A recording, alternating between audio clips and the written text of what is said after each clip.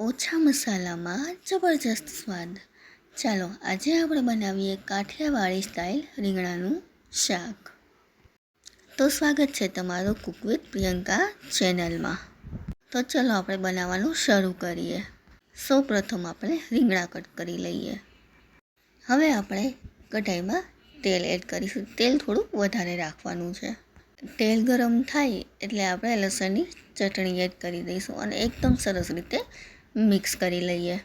હવે આપણે એડ કરીએ ટમેટાની પ્યુરીને આપણે સરસ રીતે મિક્સ કરી લઈશું. તેલ ઉપર આવે ત્યાં સુધી આપણે ટમેટાને સાતળીશું. હવે આપણે તેમાં હળદર એડ કરી દઈએ, 2 ચમચી ધાણા જીરું, સ્વાદ પ્રમાણે મીઠું એડ કરીશું. સરસ રીતે મિક્સ કરી લઈએ એટલે આપણો મસાલો છે રેડી. હવે આપણે કટ કરેલા રીંગણા એડ કરી દઈએ. મસાલા સાથે સારી રીતે મિક્સ કરી લઈએ જેથી દરેક ટુકડા પર મસાલો સરસ રીતે ચડી જાય.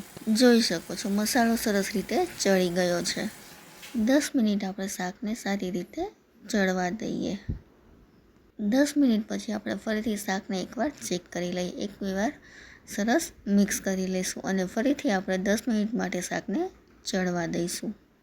રીંગણાનું શાક ચડે ત્યાં સુધીમાં મારી ચેનલને સબસ્ક્રાઈબ કરી લેજો.